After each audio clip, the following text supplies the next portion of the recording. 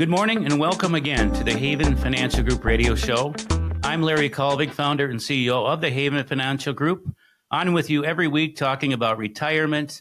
We're going to talk about birth dates, certain dates that are important for retirement, investments, all the different retirement topics that do come into play and should be discussed, Kim, prior to retirement and well before retirement. Again, the sooner you start planning for retirement, the more prepared you're going to be and the better off you're going to be.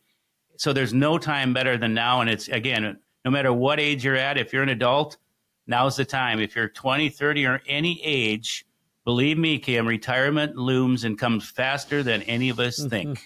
That is for certain. That I believe 100%.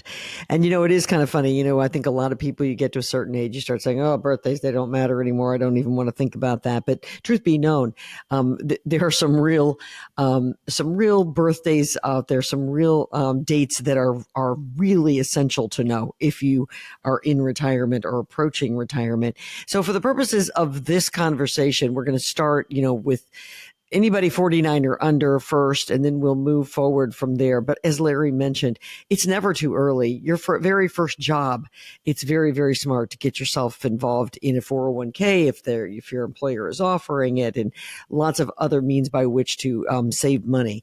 But we'll start there, Larry, with 49 and under, with a sort of a generic, casting a net out for a pretty wide cast. Yeah, and why are these retirement dates or birthdays so important? Well, there's certain time frames where you can access your monies without penalties or certain ramifications, and you don't want penalties or any of that stuff. Income streams, when are they going to be accessible? So yeah, anytime is a good time to start saving. So again, I can't encourage enough. Start early. Age 50, now we have the catch-up provisions.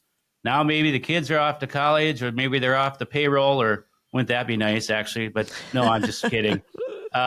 Where you can take advantage of those catch-up provisions up to $8,000 outside of your own in your own contributions, and then inside your 401k. Don't miss out on that. Great way to take advantage of that.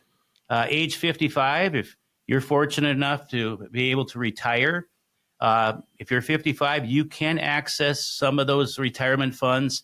But just work with somebody that knows what they're doing. There's a lot of details in doing that. And I've seen it work very successfully for those that are over 55, but also those that have made mistakes because whoever they worked with didn't know how to do it. So that's always important. And then, we deal with this a lot, and it's worth stressing at 59 and a half, whether you're still working or not working, you can do rollovers inside of those 401ks, 403bs, deferred comps, 457, whatever your employer-sponsored plan is. You have the ability, even if you're still working, maybe you want to be safer in your investments. Maybe you don't there's not a lot of good investment options in your plan. The federal government says literally that you're getting closer to retirement. Explore all the options you want.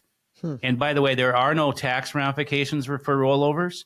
And for many people, it makes sense. Maybe you've jumped jobs around a little bit. Maybe you're IT consultants. I see this a lot, and they have different contracts, and they have 401ks all over the place. Sure. Well, why not consolidate and simplify and do those rollovers? And again, there's no tax implications, and there really should be no costs whatsoever. 62, that is the earliest you can start to draw your Social Security, if in fact that's in the cards for you at 62. Yeah, 62. You're going to get reduced benefits, though. So it's why we stress, do I take it at 62? Do I wait till my full retirement age, which is based on your birthday? Listeners, if you want to know, I'm 55 and mine is 67. So if you wanted to know now, you know. Age 70 is going to be the latest you're going to take it. It doesn't grow beyond that unless you're working and you're still contributing, but you don't wait turning it on past 70. So that's why it's a big decision. It's over time, Social Security in normal life expectancy situations for many, many people is the biggest part of their portfolio.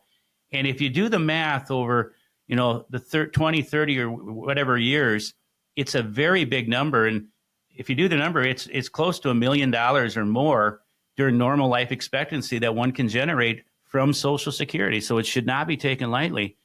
65, Medicare discussions. Hmm. Yes, and Glenn and Isabella do a wonderful job, and we have access to all the companies. And you shouldn't pay for working with a broker that can help you with it. However, lots of times people have, well, I'm still working. I have my own insurance. Do I have to go sign up for it?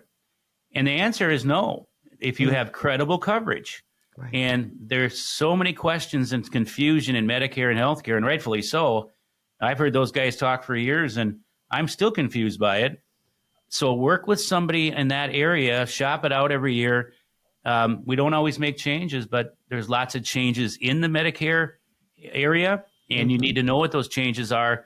Last year, this might ring a bell with some listeners. They didn't shop it out, and there was some prescription drug changes, and they didn't think it applied to them. And now they're paying $10 or whatever more for every prescription because they didn't look into it. You don't have to do it. You can have somebody do the work for you. And I guarantee you, Isabella and Glenn help lots of people in those areas. What if you miss the deadline there for 65 or 66 and you don't get signed up? Again, work with somebody to avoid that happening, number one. Number two, if you're still working, have credible coverage, or maybe you're married and your spouse has credible coverage. For many times, there's nothing you need to do whatsoever until a future time frame, which is why I work with somebody that can lead you through those timelines. Again, age 70 is the latest you'll take Social Security, of course. 72 and 73, we talked on the last segment. That's when RMDs now, depending upon your age. For those listening, 8 years from now, that goes to 75. In 2033, it goes to the age 75, of course, unless they've made changes again, which is certainly possible. So all these are important dates. Don't pay penalties because nobody's helped you or you didn't know what those dates were, or become careless because you got maybe a big tax penalty because you missed the dead dates. And we should say another date. April 15th is right around the corner. Yes. Tax deadline. If you can't make it, make sure that whoever's doing your taxes, or if it's your do-it-yourselfer, to file the extension.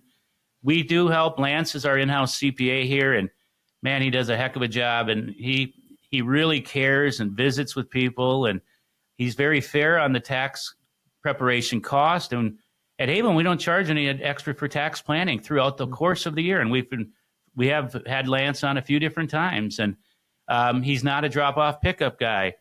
He's a whiteboard, explain, and I'm telling you, he's here sun up to sundown right now, and I see people leave his office after getting their taxes done, and they're happy. Sure. You don't see relieved. that with taxes very often. They're happy. Right. And I'm like, wow, I think that was a pretty good tax meeting. I don't think there was any negative surprises because we planned throughout the course of the year. Yeah, absolutely. Let me ask you, just as an expert, life expectancy is certainly getting longer, and we have seen changes in a lot of these dates, and they have been pushed back. What do you anticipate is going to happen over time? Wow. The government does not move too fast, but change is inevitable. There's going to have to be some changes for Social Security. I don't know. We can't get both sides to the aisle to ever agree on anything, but there's going to have to be some change. There already has been some change. We're not going to like the changes. It's hard to say. It's really hard to say. You've seen the RMD ages change. And again, there's going to have to be some Medicare changes. With this administration in, there's going to have to be. Again, we're seeing a lot of waste. And there's got to be some accountability because there's a lot of money that's flowing through these through Medicare, through Social Security, through all of these areas. And again, we have to have some accountability. And I would hope that we'll get to that point and everything will settle down here a little bit. I've never ruled out the idea that one can work past, we talk about retirement and I don't know if I have enough income. For most people, unless you have health issues or something like that, nobody said you can't work. Right. Sometimes people retire and they go get a part-time job, and you know what? It helps out. It's their spending money, and nobody said you can't do that. So at the end of the day, we like to look at all the options. I get a kick out. I got a lot of clients that they work at the golf course, they mow the grass, they get free green fees, and they work on the first hole, the starters, and there's a whole bunch of stuff you can do. And we love talking through those things. Absolutely. All right. Let's give everybody the number, and they can give the folks at Haven Financial Group a call. 612-504-8400. That's 612-504-8400. Tell them you heard us here on the radio. You can also go to havenfinancialgroup.com and take a look at some of those upcoming seminars. You can sign up. You don't have to be a client to attend. They are free of charge, but they do need a head count. So again, that's havenfinancialgroup.com. Still coming your way, costs and budgets. They're crucial to your retirement picture. And we're going to talk a little bit more about that right here on the Haven Financial Group Radio Show.